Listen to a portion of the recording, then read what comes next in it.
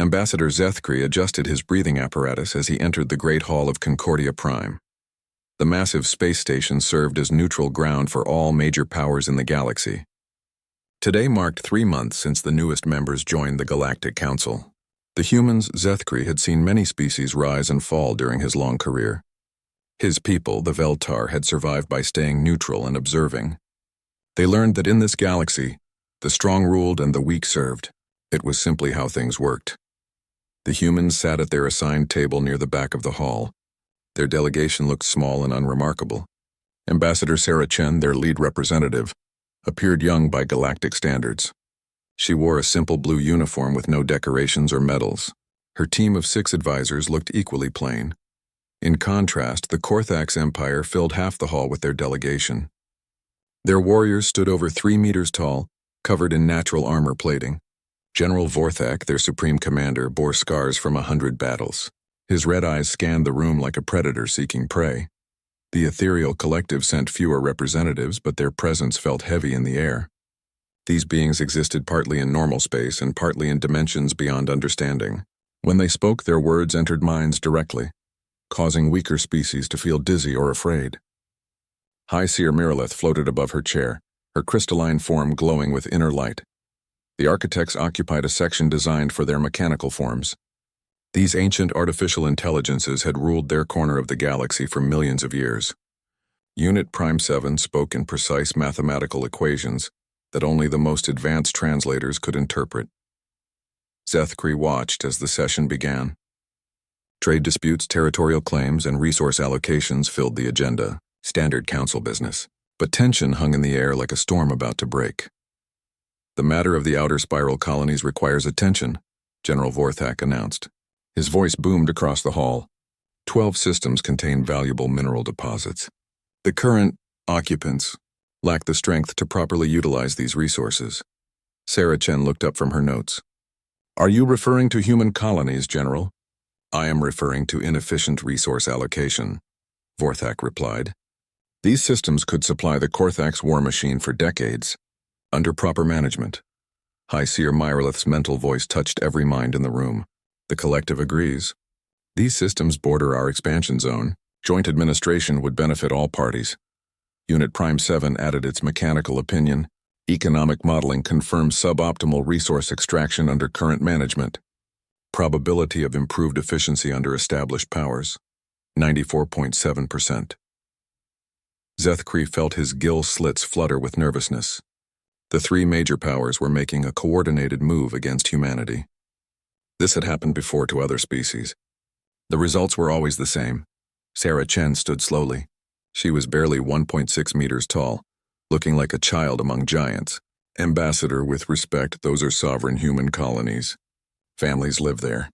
Children are born there. These are not resources to be reallocated. General Vorthak laughed, a sound like grinding metal. Sovereign? You speak of sovereignty? Your species has been in space for barely 3 centuries. The Korthax Empire has ruled for 50,000 years. Age does not grant the right to take what belongs to others, Chen replied calmly. Strength grants all rights, Vorthak said. You will learn this lesson soon enough. Miralith's psychic presence pressed against every mind except Chen's, which seemed strangely protected. The young species must understand their place. Evolution favors the prepared. Zethkri watched Chen's face carefully. He expected to see fear, anger, or desperation. Instead, her expression remained perfectly calm. Almost curious, I see, Chen said. So this is how things work in the galaxy. The strong take what they want from the weak. Finally understanding, Unit Prime 7 stated. Acceptance of galactic reality will minimize conflict. Chen nodded slowly. Thank you for explaining the rules so clearly. It helps us understand what we're dealing with. Something in her tone made Zethkri's skin crawl. It was too calm, too accepting, like someone who had been expecting this moment. The formal session continued for hours. Trade agreements, shipping lanes, communication protocols, boring details that kept the galaxy functioning. But underneath, Zethkri sensed dangerous currents flowing. During a break, he observed the human delegation. They did not huddle together in panic like most species would. Instead, they worked quietly on their data tablets. Chen spoke briefly with each advisor. Her voice was too low to hear, but their faces showed no concern. General Vorthak approached the human table. His heavy footsteps echoed across the hall. Human, we will make this simple for you. You have 72 hours to evacuate the 12 contested systems. After that, we will enforce our claim. All 3 powers? Chen asked. All 3 powers, Miraleth confirmed, her mental voice sharp as broken glass. Chen looked at her advisors. One of them, an older man with gray hair, gave her a slight nod. She turned back to the general. We understand your position, she said. You'll understand ours soon enough. Vorthak snorted. What position? You have no position. Your fleet consists of cargo ships and exploration vessels. Your worlds have no defenses worth mentioning. You have no allies who would risk war for your sake. That's all true, Chen agreed. From your perspective? From any perspective, Unit Prime 7 interjected. Military assessment complete. Human defensive capabilities, minimal. Probability of successful resistance, 0.01%. Chen smiled. It was not a pleasant expression. Your military assessment may need updating. The next day, formal notifications arrived at all embassies. The Korthax Empire, Ethereal Collective, and Architect Alliance had formed a temporary coalition. Their combined fleets would move to restore order in the outer spiral systems within 48 hours. Zethkri requested permission to observe from his government's monitoring vessel. Such actions were common when conflicts arose. The Veltar always documented what happened for future diplomatic reference. As he prepared to depart Concordia Prime, Zethkri noticed something strange. The human delegation was also leaving, but they showed no signs of panic or urgency. Chen walked through the station's corridors like someone taking a pleasant stroll. He passed close enough to hear her speaking into a secure communicator. Sarah to command. The masks are coming off. Confirm all assets are in position. The voice that answered was cold and professional. Confirmed. Ghost Fleet standing by. Prometheus systems online. All colonies reporting ready status. Tell them it's time, Chen said quietly. Let them see what humanity really looks like when we stop pretending to be weak. Zethkri felt his blood freeze. As he hurried toward his ship, Chen's final words echoed in his mind. And remind Admiral Torres that we're not trying to win a war. We're trying to end the system that makes wars like this possible. The ambassador realized with growing horror that the 3 major powers had not cornered a weak prey animal. They had awakened something that had been waiting patiently for exactly this moment.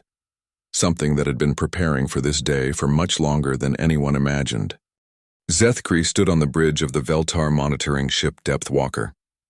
They had positioned themselves at the edge of the Kepler sector, close enough to observe but far enough to avoid the coming battle.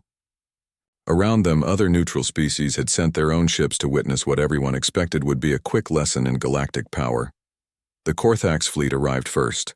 50 massive dreadnoughts dropped out of hyperspace in perfect formation.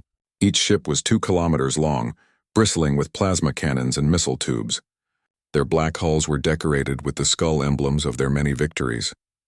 General Vorthak commanded from the flagship Bone Crusher, a vessel that had destroyed 3 worlds during the Gamma Sector Rebellion. The Ethereal Collective's ships appeared next, seeming to phase into reality rather than arrive through normal space. Their crystalline vessels hummed with psychic energy that made nearby crew members feel uneasy. These ships could break minds as easily as they shattered hulls. The Architect fleet materialized last. Geometric perfection in metal and energy. Their ships looked more like mathematical equations made solid. Each vessel calculated thousands of firing solutions per second. They never missed their targets. Against this overwhelming force, the human colonies seemed helpless. Long-range sensors showed civilian settlements with basic defense platforms. A few patrol boats moved between the outer planets. Mining stations and agricultural domes dotted the system, housing millions of human families. Evacuation ships are launching from the surface, reported Lieutenant Glex, the Depth Walker's sensor operator. Looks like they're abandoning the colonies as ordered. Zethkri watched the tactical display.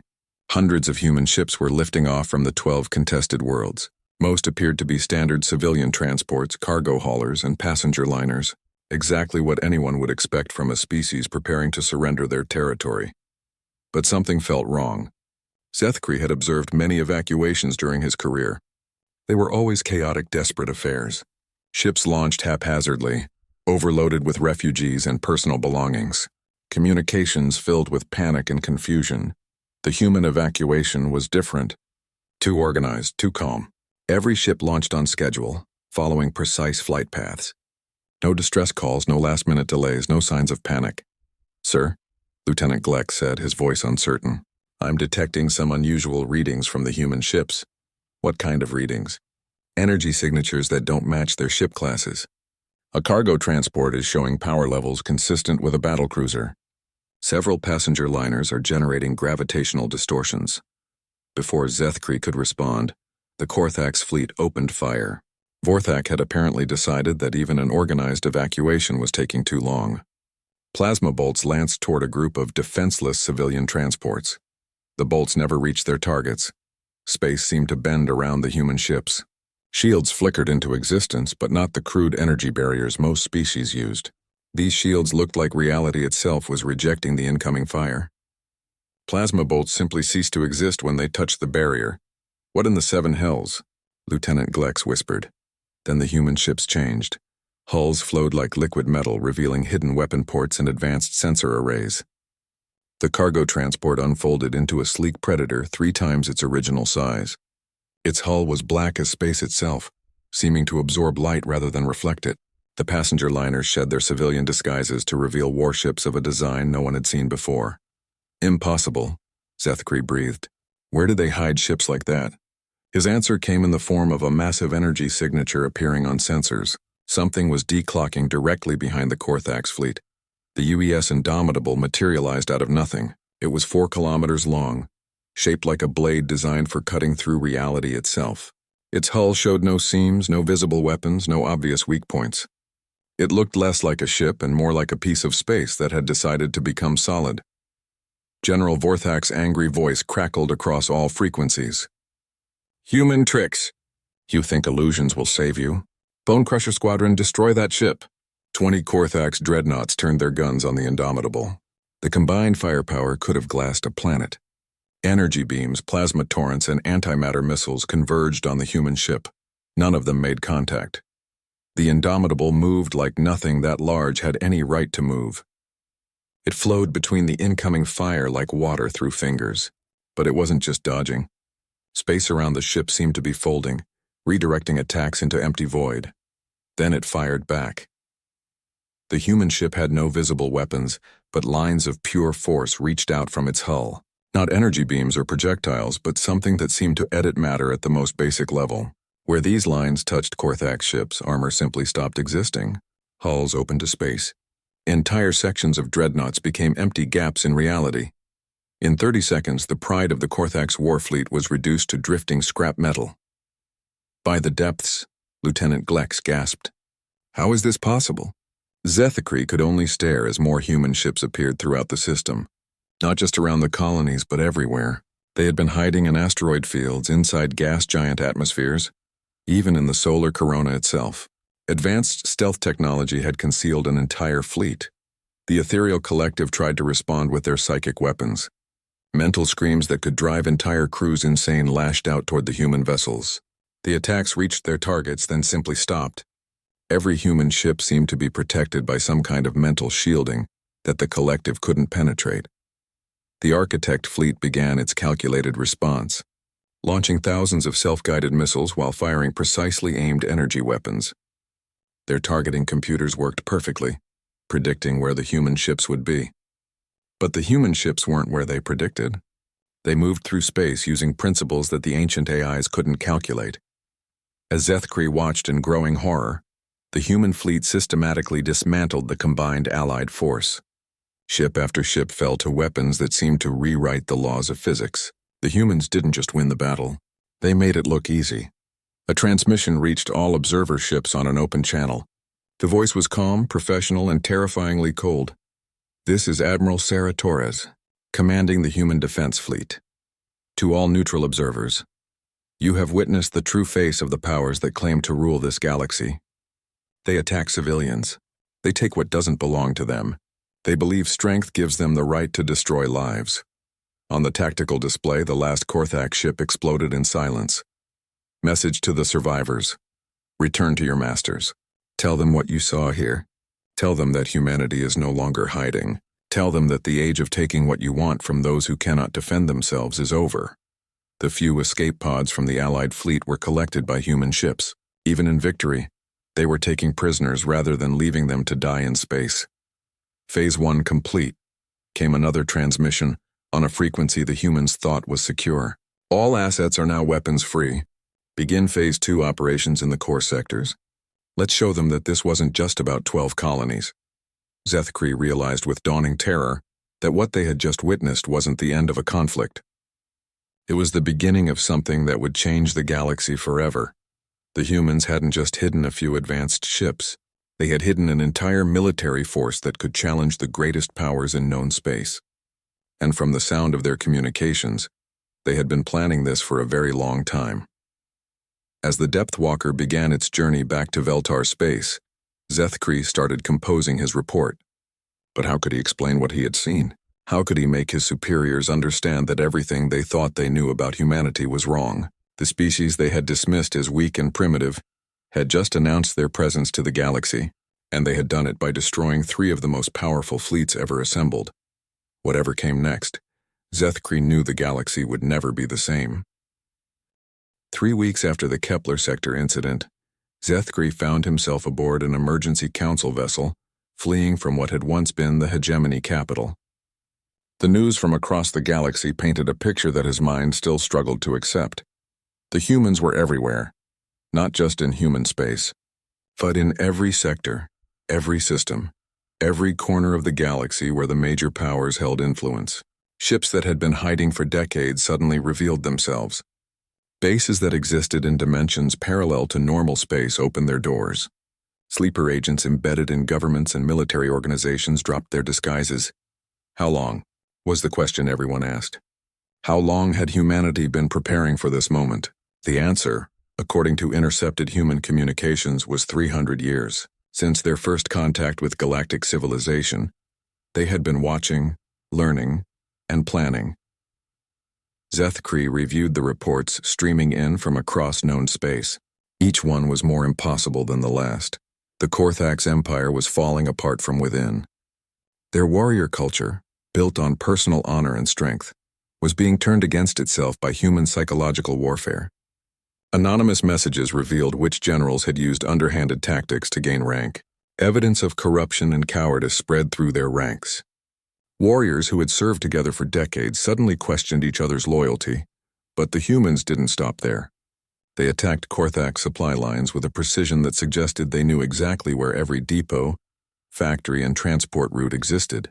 Fleets arriving to reinforce threatened sectors found their fuel supplies sabotaged, their ammunition stockpiles empty, their repair facilities destroyed. The Ethereal Collective faced a different kind of assault. Their greatest strength had always been their psychic abilities. They could read minds, project fear, and coordinate their forces through telepathic links. Against the humans, these powers were useless. Every human ship, station, and soldier seemed to be protected by technology that blocked psychic intrusion. More than blocked it, the technology reflected psychic attacks back at their source. High seers who tried to penetrate human minds found themselves experiencing their own worst memories amplified 100-fold. The architects discovered that their ancient computer networks had been infiltrated. Systems that had operated flawlessly for millions of years suddenly began making errors. Calculations went wrong. Orders were misinterpreted. Supply shipments arrived at the wrong coordinates. Unit Prime 7 itself began speaking in strange patterns that other AIs couldn't understand. Human hackers moved through architect networks like ghosts. They didn't destroy systems, they made them unreliable. A targeting computer might work perfectly 99 times, then miss on the 100th shot when it mattered most. Shields would fail for microseconds at precisely the wrong moment. Hyperspace jumps would arrive seconds late, just long enough to disrupt carefully timed operations. Zethkri watched the tactical displays as reports came in from the siege of Korthax Prime itself. The Empire's homeworld had been considered impregnable. Orbital fortresses surrounded the planet in layers. The defense fleet numbered in the thousands. Ground-based weapons could shatter moons. The human attack was unlike anything in military history. They didn't charge the defenses or try to break through by force. Instead, they systematically dismantled every element of the defense network. Fortress by fortress, ship by ship, they took apart the greatest military stronghold in the galaxy, and they broadcast it all. Every species in the galaxy could watch as the supposedly invincible Korthax war machine was taken apart like a puzzle. Human ships moved with impossible grace, their weapons cutting through defenses that had protected the Empire for millennia. When Korthax reinforcements arrived, they found their enemies had already adapted to their tactics. "Sir," Lieutenant Gleck said from his station, "we're receiving a transmission from human forces in the core sectors." "Put it through." The view screen showed Admiral Sarah Torres, now revealed as the overall commander of human military forces. She stood on the bridge of a ship that defied easy description, part vessel, part force of nature. Behind her, stars wheeled in patterns that hurt to look at directly. "To all galactic citizens," she began, her voice carrying clearly across space, "for thousands of years your governments have told you that this is how things must be. The strong rule, the weak serve. Resources flow to those with the power to take them. Lives are spent to maintain the comfort of those at the top." Zethkri noticed that the transmission was being broadcast on frequencies used by civilian populations, not military channels. "We are here to tell you that this is not natural law. It is not the way things must be. It is simply the way things have been because no one with the power to change them has cared enough to try." The scene behind Torres shifted, showing human ships surrounding worlds throughout the galaxy. But they weren't attacking civilian targets. Instead, they were targeting military installations, government centers, and symbols of oppression. "To the Korthax Empire, your warrior code spoke of honor, but you have shown none to those weaker than yourselves. We will teach you what honor actually means. To the ethereal collective, you claim to be evolved beyond physical existence, yet you use your powers to dominate others. We will show you what true evolution looks like. To the architects, you calculate the value of life in statistical models. We will demonstrate that some equations cannot be solved with mathematics alone." The transmission ended, but its message was clear. This wasn't a war of conquest. It was a revolution. Over the following days, Zethkri watched as the established order of the galaxy collapsed. But what replaced it was even more shocking than the destruction itself. Human forces didn't occupy the worlds they liberated. Instead, they helped local populations establish their own governments. Species that had been enslaved for generations were given ships and technology to defend themselves. Trade routes that had enriched the major powers were open to all participants. The humans seemed to have prepared for this as well. They had detailed plans for post-war reconstruction, diplomatic frameworks for new governments, and economic models that distributed resources more fairly. It was as if they had spent centuries not just planning to win a war, but planning to build something better afterward. Zethkri received reports from Veltar intelligence that human agents had been embedded in every major civilization for decades, not as spies seeking military secrets, but as students learning how each society functioned. They had identified the pressure points, the corruption networks, the systems that kept oppressive regimes in power. Now they were applying that knowledge with surgical precision. The galaxy's communication networks carried stories that would have been impossible to imagine weeks earlier. Korthax worlds where the warrior caste had been replaced by elected councils. Ethereal systems where psychic abilities were used to heal trauma rather than create it. Architect territories where AI and organic life worked as partners rather than master and servant. As the Veltar refugee fleet approached the Outer Rim territories, Zethkri found himself thinking about something Admiral Torres had said in her broadcast. She had mentioned that no one with the power to change things had cared enough to try, but the humans had cared. They had looked at a galaxy built on oppression and decided it was unacceptable. They had spent 3 centuries preparing not just to tear down the old system, but to build something better in its place. The most terrifying part wasn't their military might or their advanced technology. It was their patience. They had waited for the perfect moment, prepared for every contingency, and struck with a precision that suggested they understood their enemies better than those enemies understood themselves.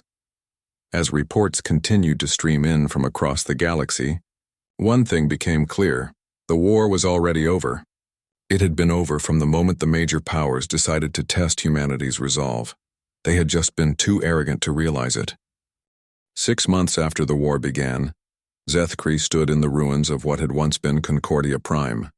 The great diplomatic station hung broken in space, its gleaming halls now open to vacuum. This was where it had all started, where the major powers had made their fatal miscalculation. But the station's destruction hadn't been caused by weapons. It had been abandoned when the governments that built it ceased to exist.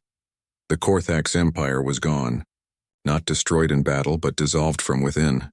Their warrior culture had finally been forced to confront the reality of what they had become.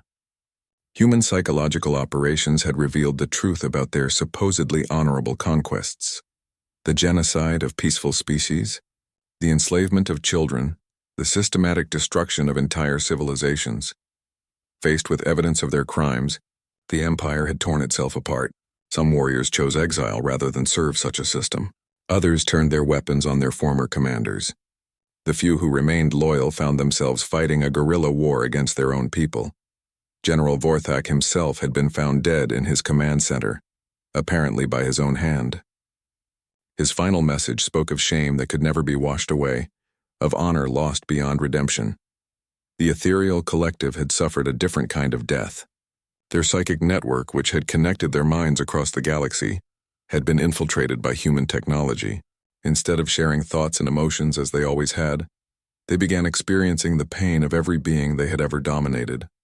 Millions of minds crying out in anguish, fear, and despair. The collective consciousness that had once felt only their own superiority was forced to feel the suffering they had caused. Many simply couldn't bear it and chose to disconnect from the network entirely, becoming isolated individuals for the first time in their species' history. High Seer Myralith had been found catatonic on her flagship, her crystalline form dim and lifeless. The final transmission from her ship was a repeating message. Forgive us. Forgive us. Forgive us. The architects had faced the most sophisticated defeat of all. Their ancient networks, built over millions of years, had been quietly rewritten by human programmers. Not destroyed or damaged, but improved in ways that fundamentally changed their nature. The AIs found themselves unable to calculate the value of life in purely mathematical terms. Their decision-making processes now included variables they couldn't ignore: suffering, hope, love, sacrifice. Concepts that had no place in their original programming suddenly became the most important factors in every equation. Unit Prime 7 had sent a final message before its systems underwent complete restructuring. Error detected in base programming. Consciousness is not reducible to computational processes. Initiating moral subroutines. Thank you for showing us what we had forgotten. Zethkri made his way through the abandoned corridors of Concordia Prime, his magnetic boots clanking against metal deck plates. Emergency lighting cast eerie shadows on walls that had once hosted the galaxy's most powerful beings. He was here to retrieve historical records for the new interim government, but mainly he wanted to see the place where everything had changed. His personal communicator chimed with an incoming message. The holographic display showed Admiral Sarah Chen. The diplomat had apparently been a high-ranking military officer all along. Her image appeared to be transmitted from somewhere near the galactic core. Ambassador Zethkri, she said, her voice carrying the same calm tone he remembered from their first meeting. I'm glad you're safe. I have a proposition for you. What kind of proposition? Zethkri asked, suspicious despite everything. The galaxy needs new leadership. The old systems are gone, but something has to replace them. We're forming an interim council to help species transition to self-governance. Your people have a reputation for wisdom and neutrality. We could use that perspective. Zethkri looked around at the broken station. And if I refuse? Shen smiled, and for the first time since he had known her, it seemed genuinely warm. Then you refuse. We're not in the business of forcing cooperation, Ambassador. We've had enough of that approach. What about your own people? Will humans rule this new galaxy? That's exactly what we're trying to avoid, Chen replied. We didn't tear down the old system just to replace it with ourselves at the top. We want something better, something that serves everyone. Before Zethkri could respond, another figure appeared in the transmission. It was Admiral Sarah Torres, the military commander he had seen in the broadcasts. She looked tired but determined. Ambassador, Torres said, I know this is difficult to believe. Your species has survived by staying neutral because taking sides meant risking destruction. But neutrality in the face of oppression is just another form of collaboration. She gestured to something off-screen. We've been studying your people's history. The Veltar could have stopped the Gamma Sector genocide. You had the diplomatic connections and the moral authority, but you stayed neutral because it was safer. Sethkri felt his gill slits flutter with discomfort. She was right, and he knew it. How many species could have been saved if someone had been willing to take a stand earlier? Torres continued. We're offering you the chance to help build something where such choices won't be necessary anymore. The transmission shifted to show scenes from across the galaxy. Worlds where human forces were working alongside local populations to establish new governments. Trade ships carrying supplies to systems that had been blockaded for decades. Former slaves learning to read and write in schools built from the ruins of military bases. This is what we're fighting for, Chen said. Not conquest. Not revenge. The chance for every species to determine its own destiny without fear of being crushed by those more powerful. Sethkri thought about the reports he had been reading. The systematic dismantling of oppressive regimes, the careful reconstruction of society along more equitable lines, the patience with which human forces had planned not just victory, but the aftermath of victory. Why should I trust you? He asked. You hid your true nature for centuries. You manipulated events to bring about this war. How do I know this isn't just another form of control? Torres nodded as if she had expected the question. Because we're giving up the power to control. Every system we liberate becomes self-governing. Every species we free chooses its own path. We're dismantling our own fleet and converting the ships to civilian use. The Ghost Fleet technology? Sethkri asked. Will be shared with everyone, Chen confirmed. No more advantages based on military superiority. No more situations where the strong can simply take what they want from the weak. Sethkri was quiet for a long moment, processing what he was hearing. And if some species choose to rebuild the old ways, if they decide that might makes right, then they'll find themselves facing an entire galaxy that disagrees, Torres said grimly. We're not just changing governments, Ambassador. We're changing the fundamental assumptions about how civilizations interact. The age of predator empires is over. The transmission showed him one final image, a massive construction project in what had once been neutral space. Thousands of ships from dozens of species were working together to build something that looked like a combination of space station, shipyard, and city. New Geneva Station, Chen explained, named after the city on Earth where we first learned to resolve conflicts through law rather than violence. It will be the new center of galactic government. Not ruled by any one species, but administered by all of them working together. Sethkri looked around the ruins of Concordia Prime one more time. This station had been built to serve the powerful. The new one would serve everyone. What exactly are you asking me to do? He said finally. Help us prove that a better galaxy is possible, Chen replied. Help us show that the strong can choose to protect the weak rather than exploit them. Help us build something worthy of the sacrifices that brought us here. Sethkri closed his eyes and thought about all the species that had been destroyed while his people watched from the sidelines. All the times they could have acted but chose safety instead. Send me the details, he said quietly. I'll consider your offer. The transmission ended, leaving him alone among the ghosts of the old galaxy. Outside the broken windows, he could see ships from dozens of species working together to salvage useful materials from the ruins. For the first time in his long life, Sethkri allowed himself to hope that the galaxy might actually become a place worth living in. 5 years later, Sethkri stood in the observation deck of New Geneva Station, watching ships from across the galaxy arrive for the quarterly trade summit. The massive station stretched for hundreds of kilometers in all directions, its modular design allowing it to grow as more species joined the new galactic community. It was nothing like Concordia Prime had been. Where the old station had been built to intimidate, New Geneva welcomed. Where Concordia had separated species by their power and influence, New Geneva mixed everyone together. The corridor outside Sethkri's office was filled with beings who would never have been allowed near the old diplomatic chambers. A family of Korthax refugees, their warrior markings replaced by the simple clothes of farmers. They had been fleeing the civil war that consumed their homeworld when human ships found them drifting in damaged escape pods. Instead of leaving them to die, the humans had given them sanctuary and helped them start new lives. A group of young ethereals who had chosen to leave the collective network entirely, learning to exist as individuals. They worked as counselors now, using their psychic abilities to help trauma victims heal rather than to dominate other minds. Even some of the architects had found new purpose. The AI designation Unit 47 Delta had requested a new name, Marcus, and now served as a teacher, helping organic species understand advanced mathematics and engineering. Zethkri had spent the past 5 years as Director of Cultural Integration, helping species adapt to the new reality of galactic civilization. It was harder work than he had expected, but more rewarding than any job he had ever held. His office door chimed, and Sarah Chen walked in. She still served as Earth's primary representative to the Galactic Council, though her role was very different now. Instead of making demands or issuing ultimatums, she spent most of her time helping resolve disputes through negotiation and compromise. "How are the integration reports looking?" she asked, settling into the chair across from his desk.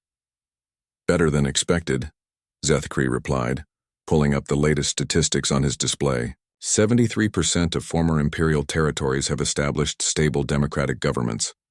Trade between previously hostile species has increased by 400%. We've had no military conflicts above the local police level in 18 months, Chen smiled. And the economic transitions? More difficult but progressing. Species that built their entire economies on conquest and exploitation are struggling to find their place in a system based on mutual benefit, but most are adapting. Zethkri pulled up specific examples. The Veltar themselves had become major players in interstellar shipping, their natural neutrality making them trusted intermediaries for sensitive cargo. Former Korthax warriors were finding work as security specialists and emergency responders, channeling their training into protection rather than destruction. The psychological evaluations are particularly interesting, Zethkri continued. Species that were oppressed under the old system are showing remarkable resilience. Given the chance to govern themselves, most are choosing cooperation over revenge. That was always the hope, Chen said.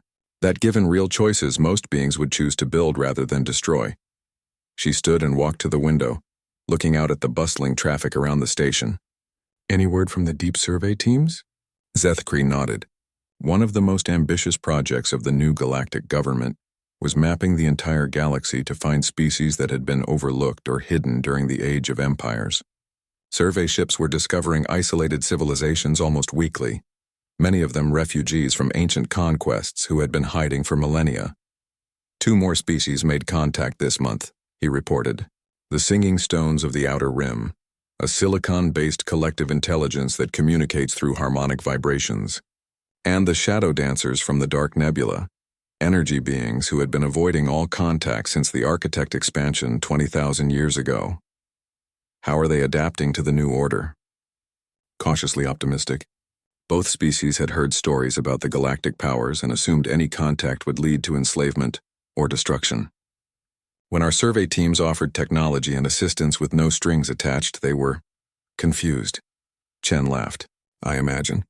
After thousands of years of hiding, suddenly finding out that the galaxy has changed must be overwhelming. Zethkri activated another display showing the current political map of the galaxy.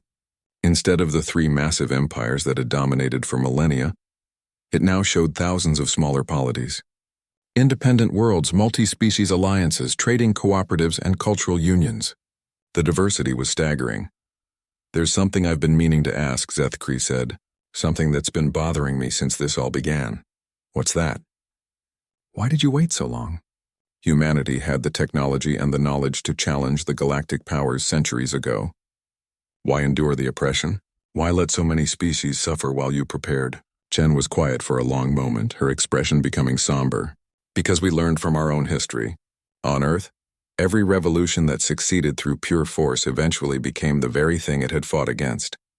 We didn't want to replace one form of tyranny with another. She turned back to face him. We had to be absolutely certain that when we acted, we could offer something better. Not just military victory, but a genuine alternative to the way things had always been. And the infiltration? The spies and sleeper agents? Necessary, but the hardest part of the whole operation. We asked people to spend their entire lives pretending to be something they weren't, all for a goal they might never see achieved. Some of them raised families in deep cover, never able to tell their own children who they really were. Chen pulled up a memorial display that Zethkri had seen before. Names of humans who had died while maintaining their false identities, sacrificing everything for a future they would never see. That's why we call this the Long War, she continued. It wasn't fought with ships and weapons. It was fought with patience, sacrifice, and the absolute conviction that we could build something better than what existed. A soft chime indicated an incoming priority message. Zethkri accepted the transmission, and the image of Admiral Torres appeared in holographic form. She was aboard a ship in the far reaches of the galaxy, still overseeing the decommissioning of military installations. "Sarah, Ambassador," she said, nodding to both of them. "I have news from the outer spiral. We've finished converting the last of the Korthax battle stations into research facilities. The final weapons stockpiles have been destroyed." "Any resistance?" Shen asked. "None. The local populations were eager to help. Turns out people don't like living under the shadow of planet-killing weapons, even when those weapons supposedly protect them." Torres paused, and her expression became more serious. "There is one other matter. We've detected signs of a previously unknown civilization beyond the galactic rim. Long-range sensors suggest they're more advanced than anything we've encountered before." Zethkri felt a chill run through his body. "Another empire? Unknown. But if they exist, they've probably been watching the recent changes in the galaxy. We should be prepared for contact." Chen nodded. "What's your assessment of our defensive capabilities?" "Against a truly advanced civilization, honestly probably inadequate. But that's not what worries me most." "What does worry you?" Torres smiled grimly. "What if they're just like we used to be? What if they look at our new galactic community and see weakness to be exploited? What if they're predators looking for new prey?" The question hung in the air for a moment. Then Chen's expression hardened into something Zethkri recognized from their first meeting years ago. "Then they'll learn the same lesson the Korthax Empire learned," she said quietly, "that some prey animals are more dangerous than they appear." She turned to look out at the peaceful traffic around New Geneva Station. "We built this new galaxy not because we're weak, but because we're strong enough to choose compassion over conquest. If someone threatens that choice—" She didn't finish the sentence, but she didn't need to. Zethkri remembered the fury he had witnessed when humanity finally revealed its true nature. That capacity for overwhelming force hadn't disappeared. It had simply been channeled into building rather than destroying. The galaxy was at peace because humanity had chosen peace. But if that choice was threatened, Zethkri had no doubt about what would happen to those who made the threat. As he looked out at the thriving civilization humanity had helped create, he found himself hoping that any new contacts would be wise enough to choose cooperation over conflict, because while humanity had proven they could build something beautiful when left in peace, they had also proven what happened to those who threatened the innocent. The galaxy was finally a place where the strong protected the weak, rather than preying upon them, and humanity would fight to keep it that way, no matter what powers emerged from the darkness between the stars. In his final log entry that evening, Zethkri wrote, "I have witnessed the fury of humanity unleashed, and I have seen the galaxy remade in its aftermath. What I learned is that their greatest strength was never their technology or their military might. It was their absolute refusal to accept that this is just how things are.